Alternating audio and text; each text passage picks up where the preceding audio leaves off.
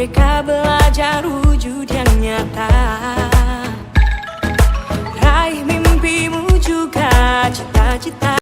Assalamualaikum warahmatullahi wabarakatuh. Perkenalkan, saya Vera Elfrimaita, CGP Angkatan 8 Kabupaten Solok.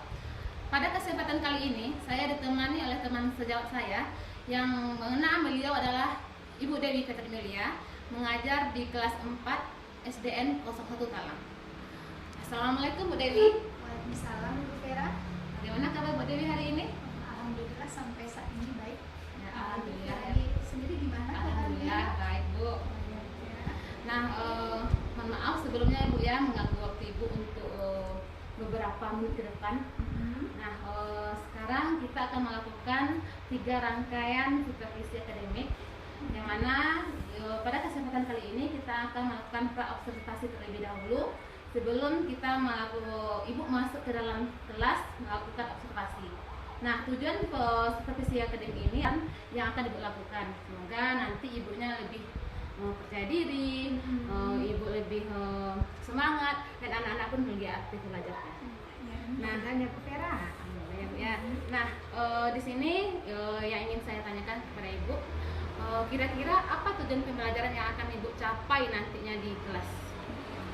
Baiklah Bu Vera, untuk tujuan kebetulan untuk supervisi kelas nanti, insya Allah saya akan mengajarkan yaitu pelajaran IPAS yang mana materinya yaitu tentang benda dan perubahan wujud benda. Mungkin untuk pembelajaran ini tujuan saya yang pertama adalah peserta didik bisa menyebutkan ciri suatu zat atau materi, kemudian nanti peserta didik dapat menjelaskan berbagai wujud benda, kemudian materi, serta nanti peserta didik akhirnya bisa mengidentifikasi berbagai perubahan wujud Bagi atas beberapa kelompok, dan setelah itu dia akan mensimulasikan ke depan hasil tugas kelompoknya. Nah, ada apakah metode atau model yang akan dilakukan nanti dalam pembelajaran? Kalau model pembelajaran nanti akan saya melakukan eksperimen nanti ya Vera. Kalau metodenya mungkin nanti melakukan percobaan, kemudian setelah melakukan percobaan nanti mungkin ada pemberian tugas LKPD, penugasan. Setelah itu nanti ada tanya jawab dengan siswa. Berarti nanti ada Ibu melakukan eksperimen, Iya. eksperimen, diskusi kelompok, penugasan, dan tanya jawab. Mudah-mudahan besok kegiatan observasi kita berjalan dengan lancar ya Bu ya. Mudah-mudahan ya Bu Vera. Anak-anak pun lebih aktif dan tercapainya tujuan pembelajaran yang akan Ibu sampaikan. Ya. Terima kasih Bu Dewi. Iya Bu Vera. Terima kasih Bu. Iya. Semoga semakin semangat ya Bu Vera. Terima kasih Bu Dewi. Warahmatullahi wabarakatuh.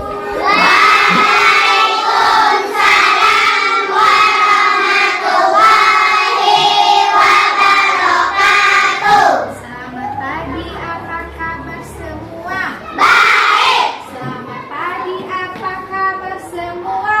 Baik. Selamat pagi untukku, selamat pagi untukku, selamat pagi, apa kabar semua? Baik, sehat, semangat, tangkas, ceria, luar biasa. Selamat pagi Bu Guru, apa kabar? Baik. Kami siap untuk belajar bersama. Oke. Merdeka belajarnya, semangat diskusinya, capai profil belajar Pancasila. Beriman, mandiri, gotong royong, kreatif, nalar, kritis, pernikahan global. Yes, yes, hore. Nah, anak-anak Ibu, lihat ada yang kosong bangkunya. Siapa yang tidak sekolah? Ada yang tidak sekolah? Oh, hadir semuanya. Oh iya, gabung ya. Jadi, alhamdulillah kita sekarang semuanya hadir. Berarti nihil ya. Doakan kita tetap selalu sehat sehingga setiap hari anak-anak Ibu bisa selalu bersemangat untuk pergi ke sekolah. Siapa tadi pagi yang sholat subuh? Alhamdulillah, semuanya apa? Kenapa nggak sholat tadi nak? Lupa, jam berapa berpagi dari pagi? Jam 6, kalau jam 6 bisa sholat nggak? Kalau jam 6 bisa sholat? Bisa. Jadi besok jangan nggak sholat lagi ya nak kita. Siapa yang Afi sholat tadi pagi? Tidak juga. Afi sholat. Ada yang tidak sholat? Ada yang tidak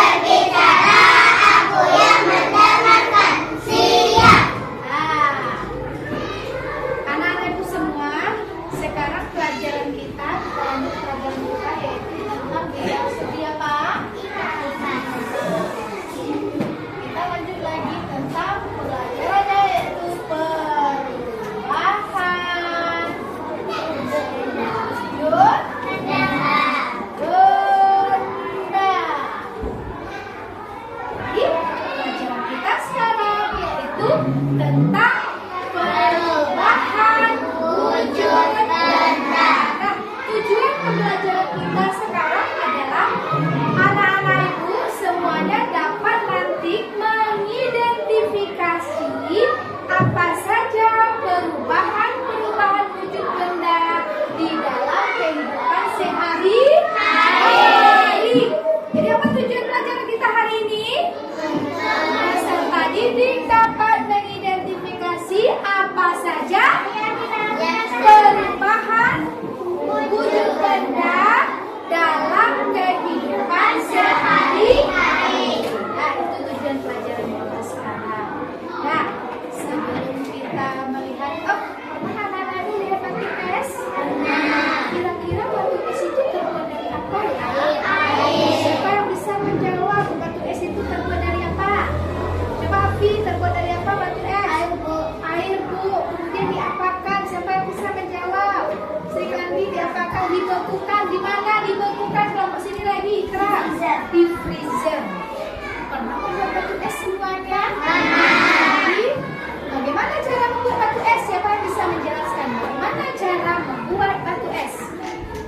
Siapa yang bisa berani? Bagaimana cara membuat batu es? Yang berani, coba Nove. Awalnya air dimasukkan ke dalam plastik, lalu air itu dimasukkan ke air yang dikantongkan ke dalam plastik tersebut dimasukkan ke dalam freezer. Selama beberapa menit kira-kira bisa berapa jam biasanya? Ada 2 jam ya. Nah, kalau batu esnya besar, air yang kita bungkus besar, maka lama juga memasukkannya. Tapi kalau udah kita bungkus kecil biar bisa dibekukan di dalam freezer. Nah, sekarang anak-anak ibu tolong buka bacaan di bukunya halaman 25. Baca bukunya, materinya yaitu tentang perubahan wujud benda. Baca dulu. Di sana kalian menemukan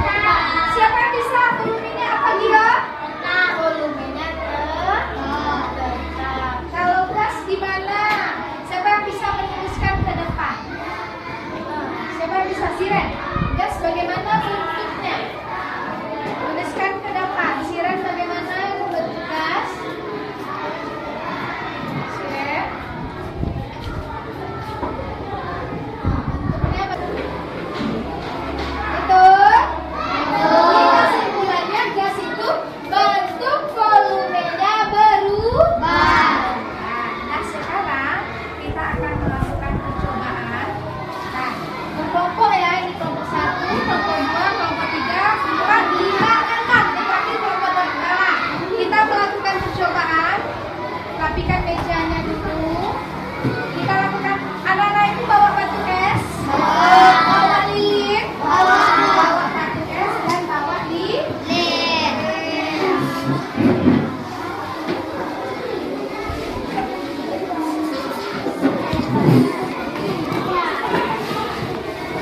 Nah, taruh batu esnya, keluarkan dari plastik, taruh lilin di atas meja.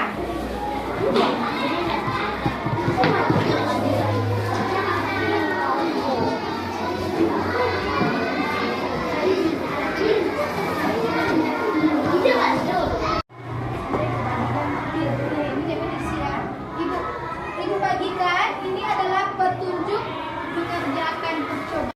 Petunjuk yang pertama, coba perhatikan batu esnya. Nah, pertama batu es. Coba duduk berkelompok. Setelah kita menyelesaikan percobaan kita tadi, melakukan percobaan, nah, masing-masing anak-anak itu ada putusan berkelompok untuk membacakan hasil diskusinya ke depan kelas. Nah, untuk yang pertama, siapa yang berani mencoba mempresentasikan kelompoknya ke depan? Nah, coba Oke. Yang lain tolong didengar, berikan komentar ya kalau seandainya yang disampaikan oleh Love salah atau benar. Assalamualaikum warahmatullahi wabarakatuh. Waalaikumsalam warahmatullahi wabarakatuh. Nama saya Rofe. Saya dari kelompok 2. Nama anggota kelompok Naura, Laura, Hasila, dan Rofe. Yang pertama, batu es yang dibiarkan di ruangan terbuka lama-lama akan menjadi air. Proses perubahan ini disebut mencair. Yang kedua, lilin. Lilin yang dibakar akan meleleh. Lilin ini disebut perubahan. Dari lilin ini disebut juga mencair. Assalamualaikum warahmatullahi wabarakatuh. Ada yang mau mendengar? Tepuk tangan dulu buat Ada yang mau menanggapi hasil kelompok 2? Siapa yang ada yang mau menanggapi? Ada yang mau menanggapi? Nggak ada? Udah betul? Udah bagus? Nah, sekarang Ibu kasih latihan ya. Latihannya ini masing-masing kita mengisi lembar penilaian. Nah, Ibu bacakan dulu. Capaian itu di sini peserta didik mengidentifikasi proses perubahan wujud, perubahan bentuk energi dalam kehidupan sehari-hari. Tujuannya nanti anak-anak itu bisa mengidentifikasi berbagai perubahan wujud dalam kehidupan sehari-hari. Soal Ibu ada 4. Tekniknya di sini Ibu menggunakan bentuk soal menjodohkan. Nah, jadi nanti kalian jodohkan, silakan mana yang cocok dengan jawaban kiri dan kanan. Nah, sekarang coba isi ya. Selesai? Nah, coba masing-masing dari ketua kelompok kumpulkan. Kumpulkan masing-masing ketua kelompok, dikumpulkan lempar soalnya.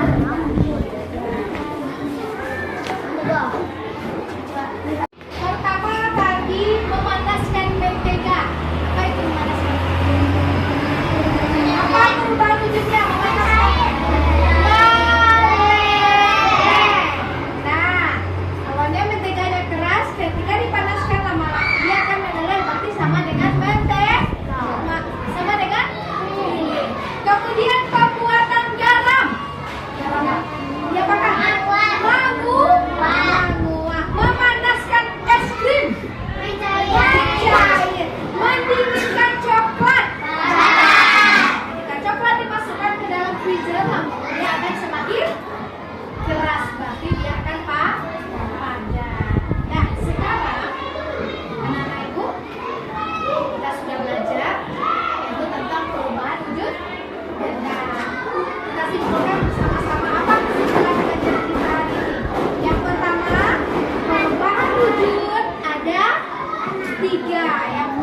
Wujud benda ada 3. Yang pertama apa wujudnya? Yang kedua cair. Ketiga gas. Itu wujud benda. Nah, sekarang kita perubahan wujud benda. Perubahan wujud benda tadi yang kita lakukan percobaan adalah apa nama perubahan wujudnya? Mencair. Jadi perubahan wujud yang pertama kita belajar yaitu tentang mencair. Apa contoh peristiwa yang terjadi ketika mencair? Hadiah. Apa yang pertama? Batu es. Apa lagi? Dingin. Apa lagi? Mentega yang dipanaskan. Apa lagi? Yang mencair? Es krim yang didiamkan di ruang terbuka. Itu namanya mencair. Nah, sekarang bagaimana perasaan kalian setelah belajar tentang perubahan wujud benda? Gembira, senang. Apa kalian paham semuanya dengan apa? Sama? Benar dipaham. Berarti ada apa-apa? Fatia, apa perasaannya setelah belajar tentang perubahan wujud benda? Senang. Untuk selanjutnya, Fatia bagaimana? Akan lebih bagaimana Fatia untuk belajar selanjutnya? Mana bagus kita melakukan pelajaran yang melakukan percobaan atau mendengarkan ibu bercerita? Dan sekarang sebagai penutup pelajaran kita lagu perubahan wujud benda ya. Ya, coba 1, 2, 3 semangat. 3 sifatnya benda padat cair juga gas, dari padat ke cair dinamakan mencair, dari cair ke padat dinamakan membeku. Ubah selanjutnya, dari gas dari padat dinamakan Dari cair ke padat, dari cair ke gas, dinamakan menguap, dari gas jadi cair dinamakan menyembur. dari gas ke cair dapat mengembun. Itulah wujud benda. Masih ada yang lain. Ubah selanjutnya, dari padat jadi gas dinamakan menuklir, dari gas jadi gas dinamakan mengkristal. Itulah wujud benda, semua ada 6. Ubah selanjutnya. Lanjut lagi. Dan sekian dulu pembelajaran kita hari ini. Ibu akhiri menutupkan pembelajaran hari ini dengan membaca hamdalah. Alhamdulillah. Assalamualaikum warahmatullahi wabarakatuh. Assalamualaikum warahmatullahi wabarakatuh. Berjumpa kembali dengan saya Vera Efrumita, CGP Angkatan 8 Kabupaten Solok.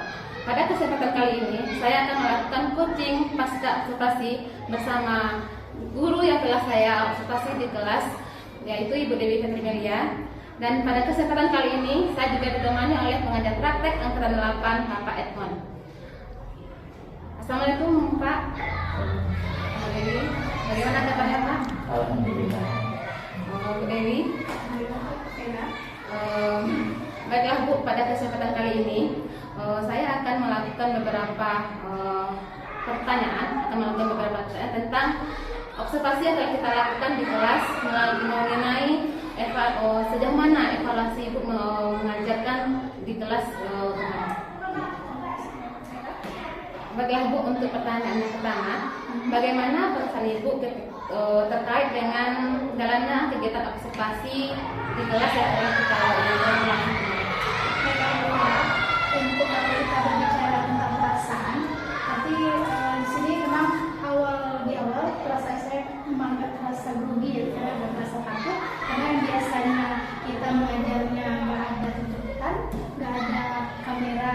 Jadi ketika diadakan simulasi kemarin karena ada kamera, memang awalnya memang agak terasa grogi, tetapi alhamdulillah untuk selanjutnya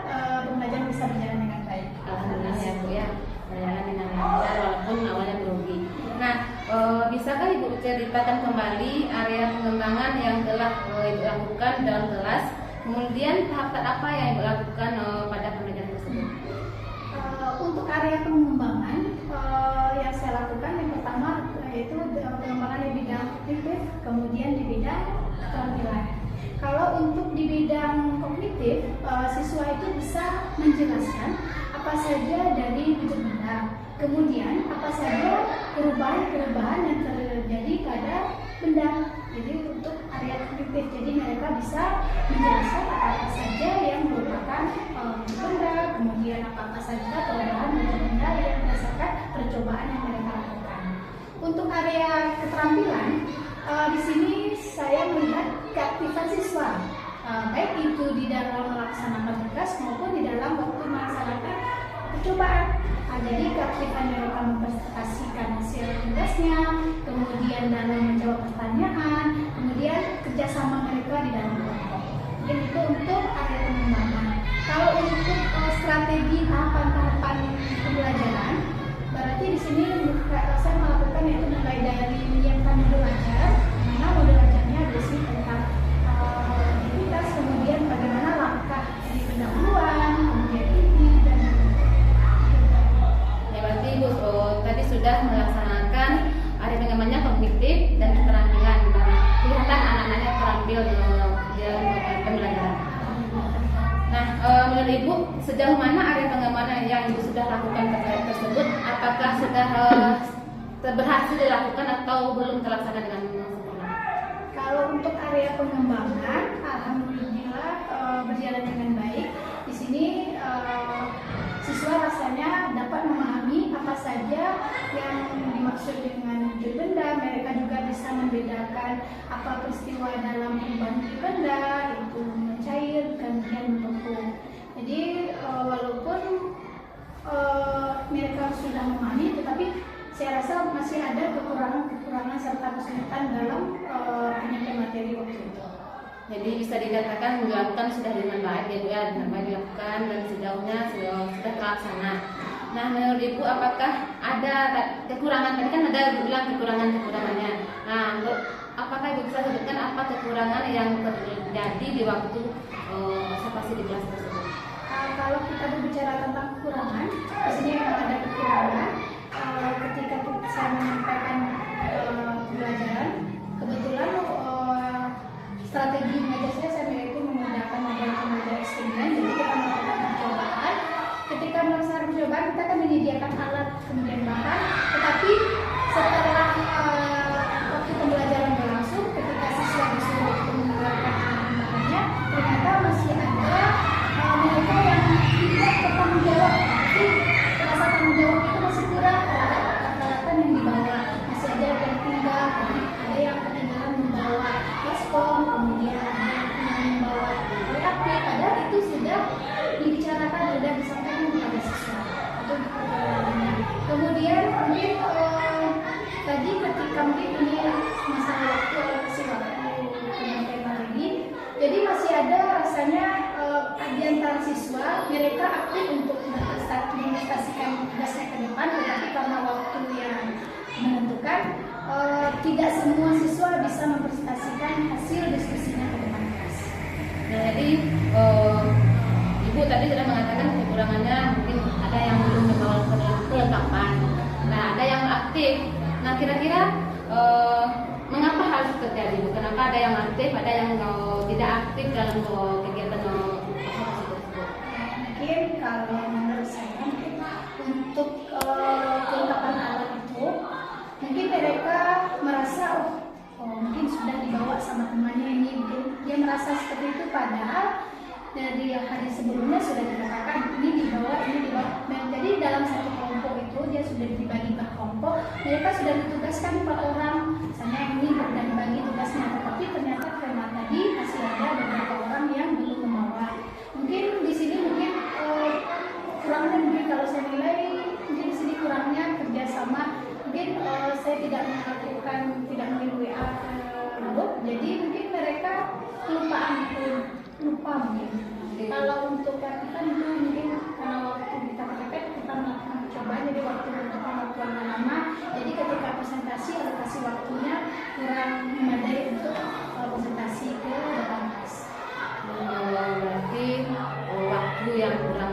IPAS ya yang melakukan kira-kira kapan Ibu akan melakukan perubahan untuk kedepannya agar terrealisasi? Untuk melakukan perubahan mungkin berarti harus secepatnya gitu ya. Kalau dibutuhkan lama lagi tapi tidak bisa berjalan dengan baik. Jadi untuk perubahan yang akan saya lakukan untuk strategi pembelajaran seterusnya harus secepatnya. Mudah-mudahan saya akan menantikan apa yang akan Ibu sampaikan ke depannya. Saya tunggu ke pemberitahuannya ya. Terima kasih Bu Dewi. Baik ya, selanjutnya percakapan ini kita mintakan kepada Bapak pengajar praktek tentang refleksi atau umpan baliknya. Sudah Bapak kami persilakan. Ya, terima kasih Bu Sarah, Bu Dewi.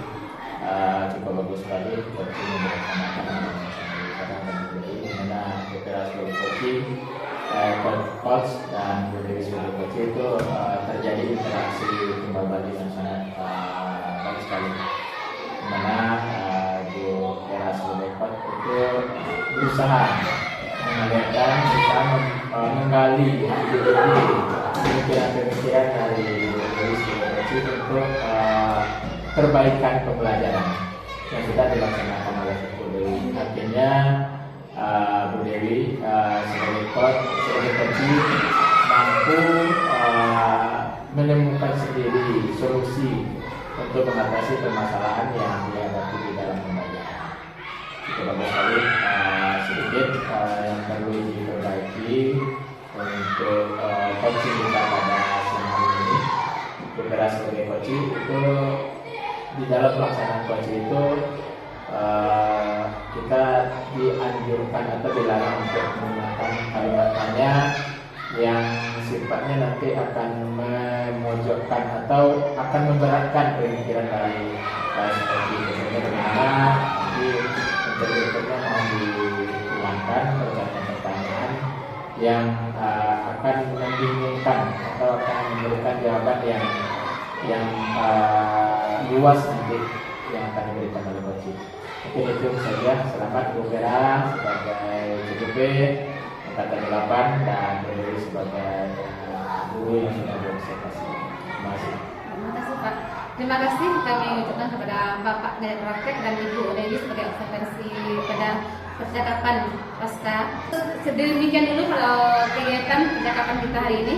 Mudah-mudahan ke depannya kegiatan CGP ini dapat berlangsung dengan baik. Terima kasih.